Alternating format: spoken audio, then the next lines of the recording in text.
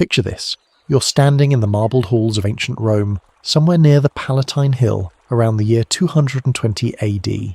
Torches sputter along the walls, painting grotesque shadows across the columns, and at the very centre of it all sits a boy barely 17, draped in shimmering purple robes, a diadem of gold digging into his curls. This is Elagabalus, the living sun god, the emperor of the mightiest empire on earth, and he is about to give Rome its darkest, most carnal command.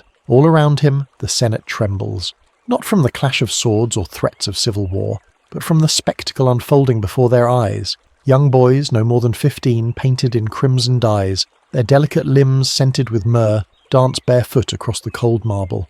Each step leaves a smear of oil and sweat. They circle the emperor like moths around flame, hands grazing each other's hips, whispering prayers in a language few Romans understand. This is blood, boys, and power all woven into a single intoxicating ritual. A twisted theatre of humiliation and submission performed for the pleasure of one boy king. When a senator tries to look away, an attendant pushes his chin back toward the throne. Because in this Rome, under this emperor, no boundary is sacred. Elagabalus watches with bright, feverish eyes, his lips curved into something between a sneer and a sigh of delight. When he claps his jewelled hands, the boys stop, sink to their knees, and offer themselves. The air tightens, thick with the scent of incense, sweat, and an undercurrent of fear. Whispers will spread through the empire after tonight. Whispers that Rome's greatest families sent their sons to this court in hopes of favour, only to see them transformed into living ornaments of the emperor's desire. That under Elagabalus, the line between priest and lover, sacrifice and entertainment dissolved completely. That what once was a kingdom ruled by laws and legions had become a stage for the darkest carnal ruler Rome would ever know. But here's the cruelest truth.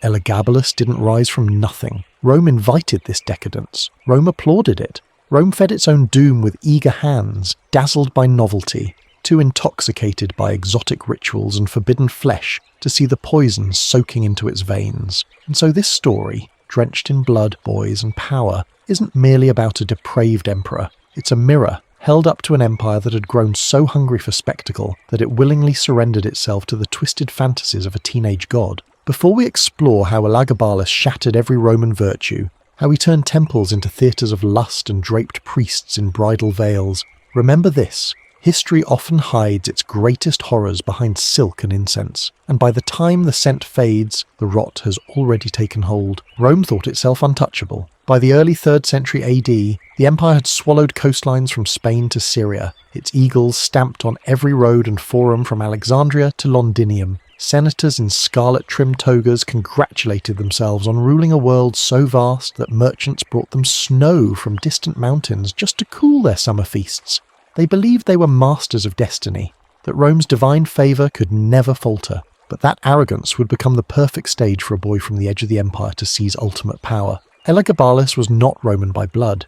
He was born in Emesa, a sun-baked Syrian city devoted to a singular god, Elagabal, the black stone of the mountain, worshipped with rites older than Jupiter, older even than the myths of Troy that Rome clung to so dearly. In Emesa's temple, priests danced barefoot around burning altars, drums thundered under night skies, and the air pulsed with chants that sounded nothing like Latin. Elagabalus' family was a dynasty of priests, keepers of this cult that mixed blood with wine and marriage songs with sacrifice. His mother, Julia Soemius, was ambitious, cunning, and fiercely devoted to the promise that her child's future would stretch far beyond the temple's crimson curtains. His grandmother, Julia Maesa, was even more dangerous, a political viper who had once prowled the Roman court alongside emperors. When the dynasty of Severus began to crack after Caracalla's assassination, she saw her chance. Through whispered promises and golden bribes, Maesa convinced Rome's legions stationed in Syria that the boy in their midst, this slender teenager draped in priestly robes, with kohl lining his bright eyes, was the secret son of Caracalla, rightful heir to the purple.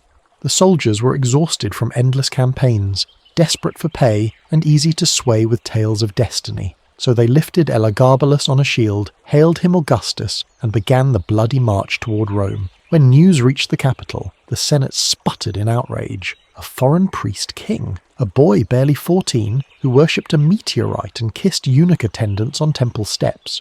But Rome was tired.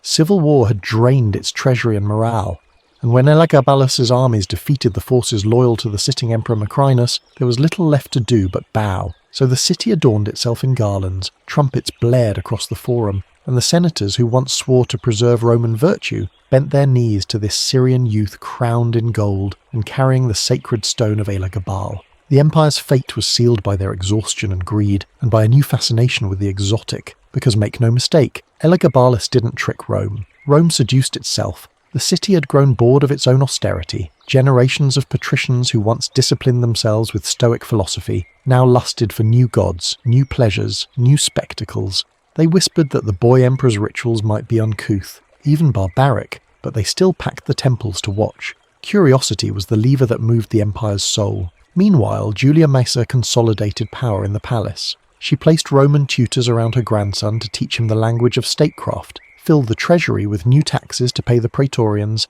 and made sure statues of Elagabalus appeared beside Jupiter and Mars on every street. Outwardly, the empire kept its old shape. Legions still guarded the Rhine, grain still arrived from Egypt, gladiators still bled in the Colosseum, but beneath this familiar rhythm, something profound had shifted. The Emperor of Rome no longer offered sacrifices to Jupiter, instead he offered them to Elagabal, and sometimes the sacrifices were not oxen, but boys. Inside the imperial palace, Syrian incense smoked in bronze braziers. Priests from Emesa wandered the marble halls barefoot, chanting hymns in guttural dialects. The most powerful city in history had become the gilded cage for a teenage sun god who believed all of Rome existed for his pleasure, and pleasure for Elagabalus was never simple. His reign would soon unravel into a tangle of humiliations, forced ceremonies, and the systematic unmaking of anyone, or anything, that refused to bow. Senators would find themselves attending weddings that felt more like sacrificial plays. Vestal virgins would be summoned to feast at tables sticky with perfumed oils and tinged with rumours of hidden orgies. The old gods of Rome would look on, their temples still standing but hollowed of power. By the time the Senate realised the gravity of what they had accepted into their midst, it was too late. The empire had already begun to revolve around Elagabalus' twisted cult of blood, boys and power, and from the Syrian sunlit courtyards of his childhood to the shadow-drenched basilicas of Rome, the emperor's personal obsessions would soon become the empire's public shame. Because this story, the story of how a teenage high priest from the desert enthroned himself as Rome's darkest carnal ruler, was only just beginning. It began with flowers, thousands of them, carted in from distant estates, crushed underfoot to release their scent into every marble corridor of the Palatine Palace. Servants sprinkled petals across dining couches, tangled them into the curls of young boys brought in from Greece and Syria, and let them rot in golden bowls so that sweetness could ferment into something headier, almost nauseating. Elagabalus drifted through this garden of decay like a fever dream. Draped in silks dyed the colour of crushed mulberries, skin gleaming with imported oils, he seemed less a ruler and more an idol carried from some barbaric shrine. Witnesses recorded how he would recline at banquets for hours, watching his eunuchs dance, their painted lips parted in silent moans, their slender limbs arranged in postures copied from temple statuary. It was a spectacle crafted not just to delight but to transfix, a theatre of bodies offered up for the emperor's private religion, because that's what this truly was. Blood, boys, and power merged here into ritual. Elagabalus was high priest as much as emperor, convinced by his Syrian upbringing that the god dwelling in the black meteorite he worshipped required offerings stranger than any Roman altar had ever seen. He married men the way past emperors had allied with foreign queens, not out of love, but to weave his divine right into flesh. He staged elaborate weddings with himself as blushing bride, veiled in gold and led by senators who trembled at the scandal. The Roman people, scandal-hungry and too bored by traditional piety to look away, flooded the streets to see it. One of these husbands was a powerful charioteer, a sunburned, sweat-slick champion of the Circus Maximus, whom Elagabalus declared consort to the sun god on earth. Another was an athlete famed for wrestling lions, paraded half-naked before the Roman crowd so they could marvel at the emperor's taste. Each ceremony grew stranger, perfumed with frankincense, punctuated by shrieking Syrian flutes, and ending not with sober legal contracts, but with orgiastic feasts where boys dressed as brides served wine mixed with myrrh. Through it all, Elagabalus's eyes sparkled with an obsessive joy. Ancient chroniclers claim he whispered to his favourites, calling them little moons orbiting my sun, a phrase so tender it twisted into horror when paired with the rumours of what happened behind the palace curtains. Senators invited to these banquets reported rooms hung with mirrors on every wall, so that one's own reflection multiplied the acts of submission and pleasure until it seemed the very marble watched, complicit. And always the emperor demanded more. More dancers, younger pages, stranger costumes. He ordered boys trained from childhood to move with feminine grace, to paint their faces, to learn the songs of Syrian temples so they could whisper invocations during his ceremonies. The line between priest, lover and ornament blurred completely. Rome's ancient virtues, dignitas, gravitas, pudicitia, withered under these torchlights, replaced by a fragile, trembling beauty that could be broken at a whim. Yet even amid this velvet cruelty, there were glimpses of something sadder. When guests arrived late into the night, they sometimes found Elagabalus alone in a hall strewn with overturned cups, his delicate hands still sticky with resin, eyes vacant, as if the rituals had failed to fill some cavernous hunger inside him, and all the blood and boys in the world could not convince him he truly was a god. This was the terrible brilliance of Elagabalus. He transformed power into a continuous performance, a sequence of erotic and spiritual ceremonies that demanded every Roman participate, if only by watching. Even those who whispered disgust did so from theatre boxes, eager to be scandalized, terrified to be excluded.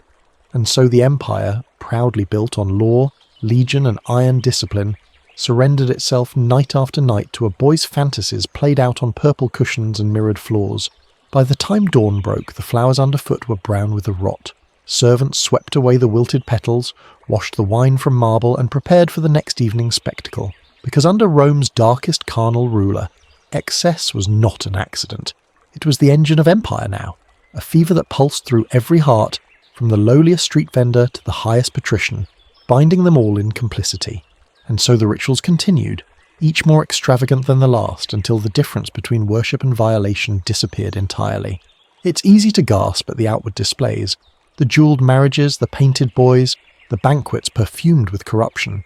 But the true horror of Elagabalus' reign was quieter, slower, and far more cruel.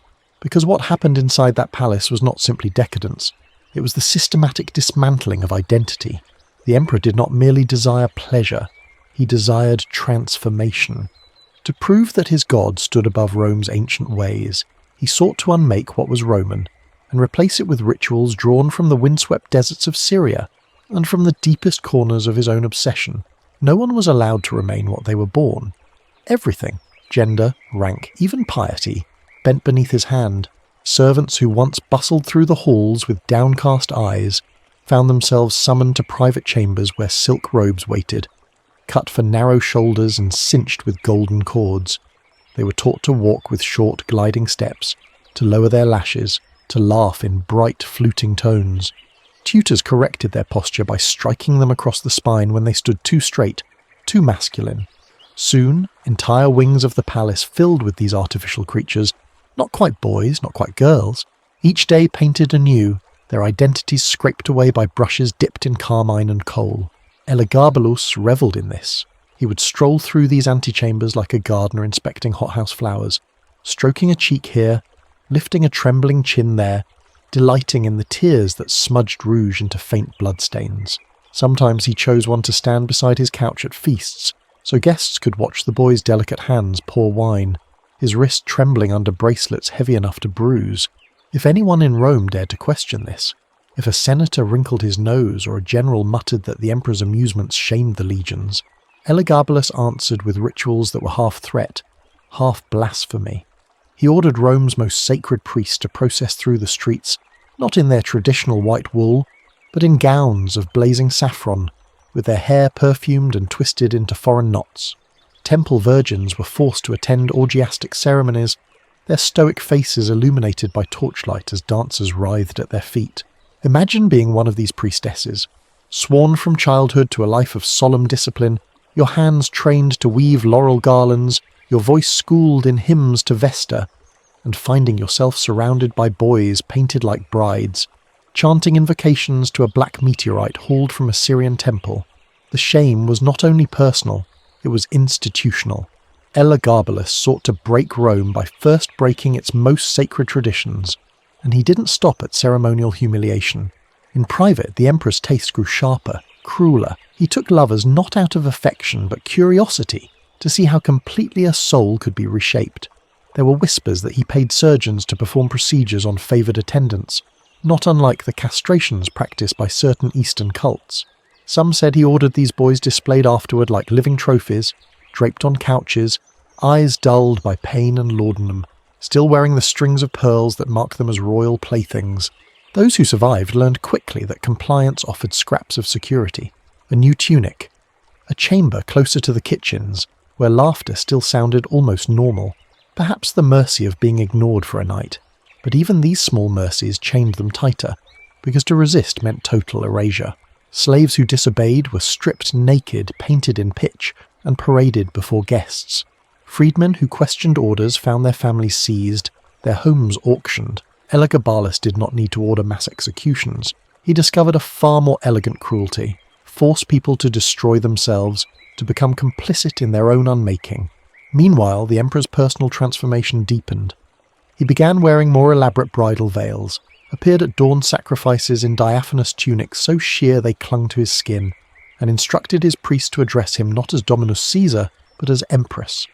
Ancient historians, some writing with barely concealed disgust, recorded that he offered vast sums of gold to any physician who could transform his body entirely, so that he might bear children himself, a grotesque echo of Rome's obsession with heirs, twisted into something monstrous by Elagabalus' hunger to become both god and goddess.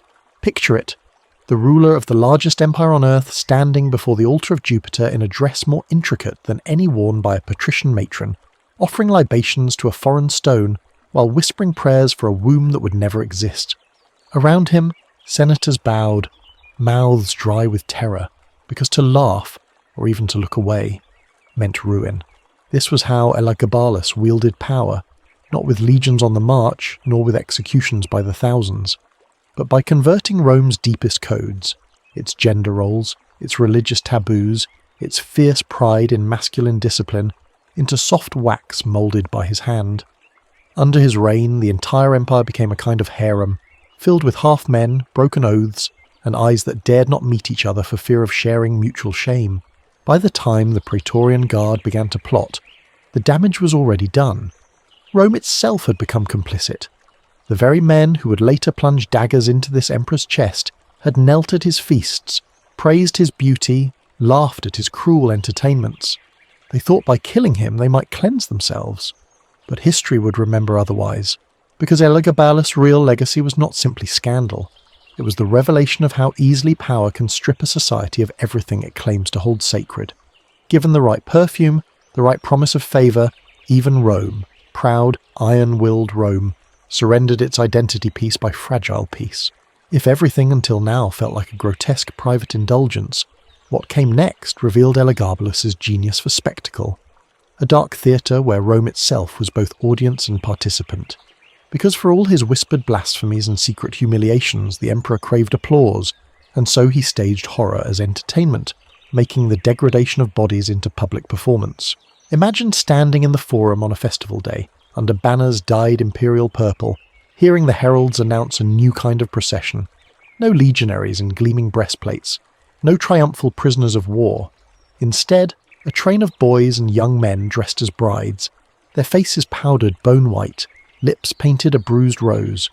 They moved through the streets with mechanical grace, eyes cast down, hands trembling against gilded fans.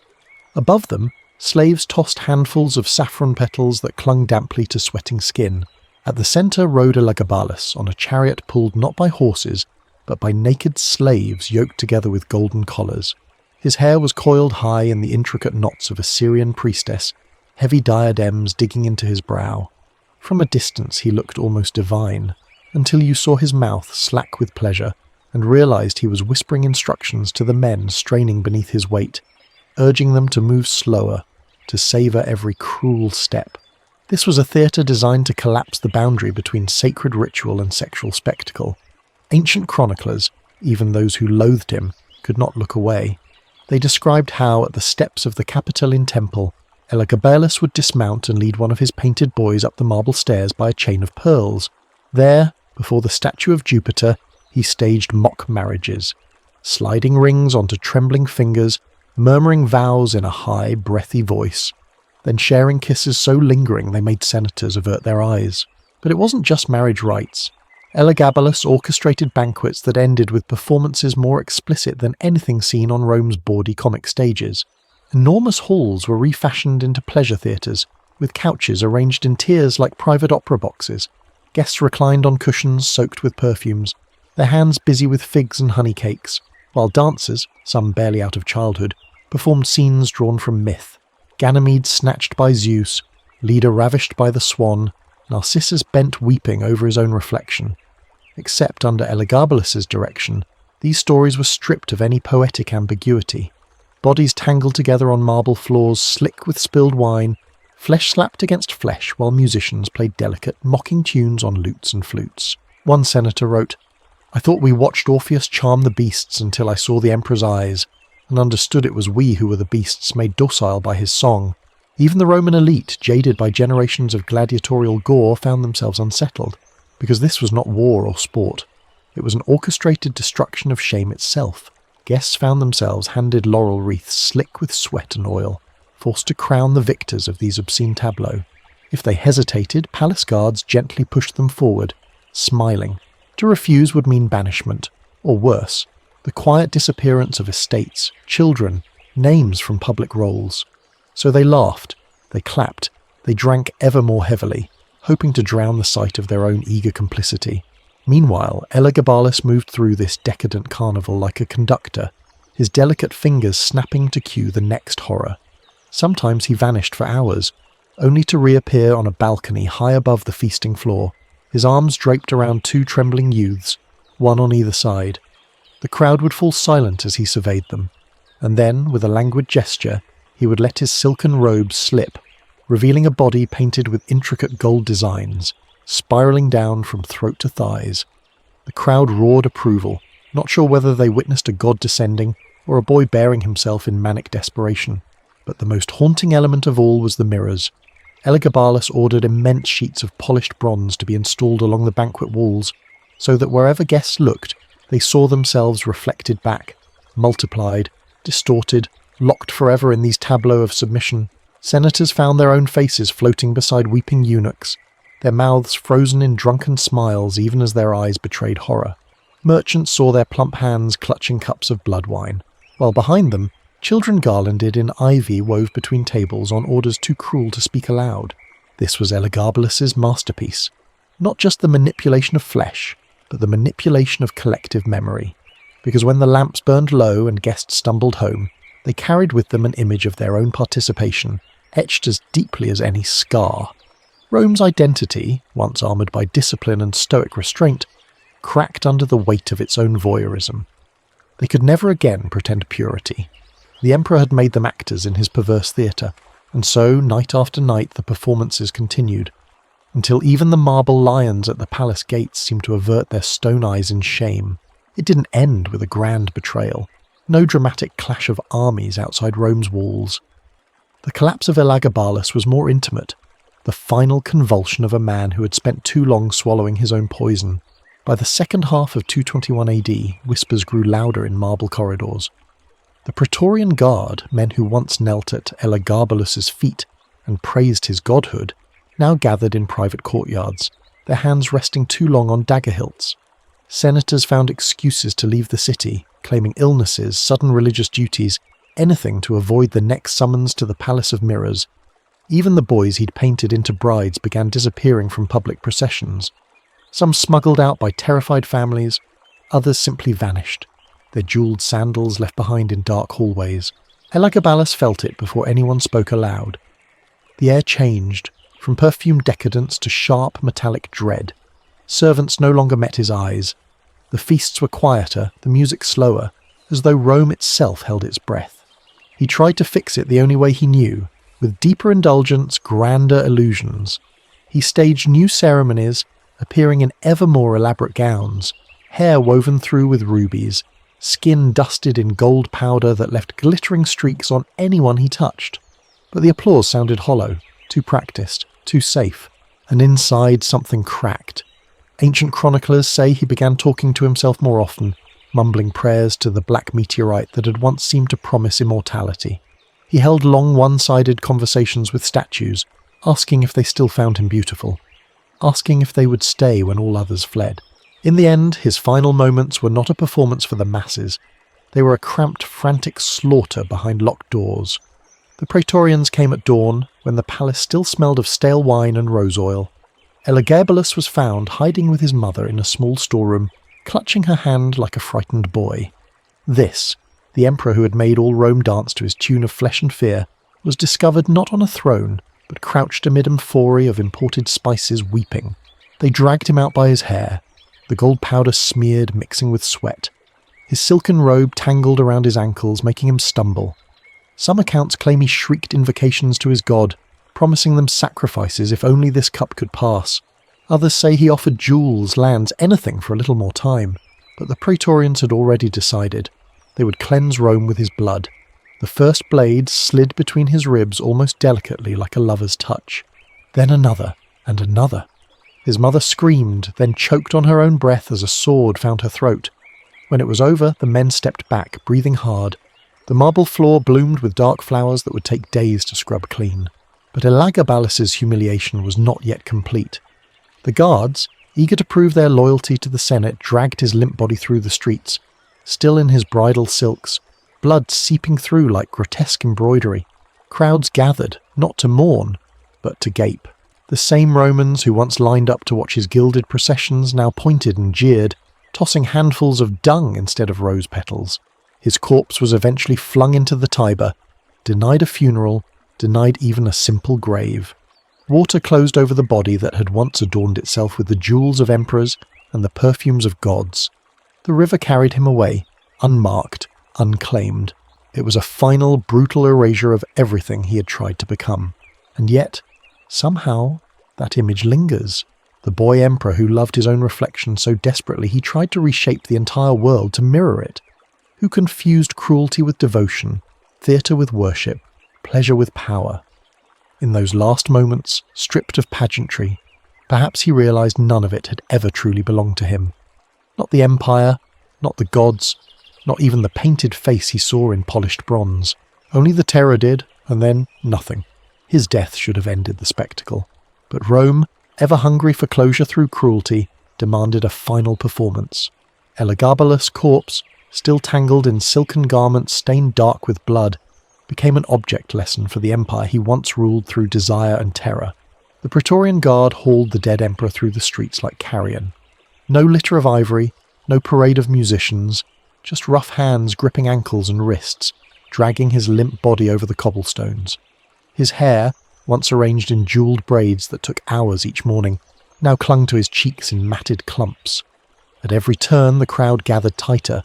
They shouted curses, spat, even threw handfuls of offal torn from butcher stalls. Children ran after the grisly procession, pointing and laughing, their high voices echoing strangely against the stone facades. Old senators, who had once fawned over Elagabalus' lavish banquets, looked on with practised scorn, feigning disgust while secretly relieved it was his ruin, not theirs, on display. When they reached the Tiber, there was no hesitation. The guards swung the corpse back and forth, once, twice, then flung it out into the waiting water. It hit with a dull splash, silks billowing briefly on the surface like the petals of a drowned flower. Then it sank, leaving only ripples. No funeral songs, no carved epitaph, no memory Rome dared honour. This was the final erasure, to turn a living god into anonymous refuse, swept away by the current. Even in death, Elagabalus served Rome one last time. As a cautionary spectacle, a grotesque fable told in hushed tones at dinner tables about the price of surrendering completely to carnal power and spectacle. And so the boy who bathed himself in gold dust and draped his lovers in bridal veils vanished beneath the Tiber, leaving behind no tomb, no marble effigy, no gentle poets to redeem his name. Only silence, heavy and uneasy. Yet Rome did not purge itself so easily. The city still bore the ghost of his indulgences in every mirrored hall and perfumed banquet that followed.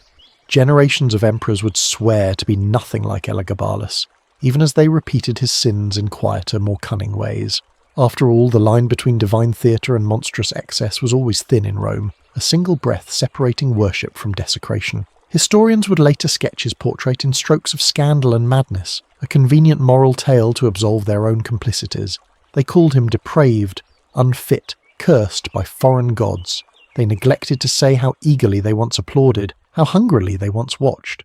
The truth is simpler and far more damning. Elagabalus did not invent Rome's appetites. He merely dared to stage them without shame. Perhaps that is why his story lingers like a bruise.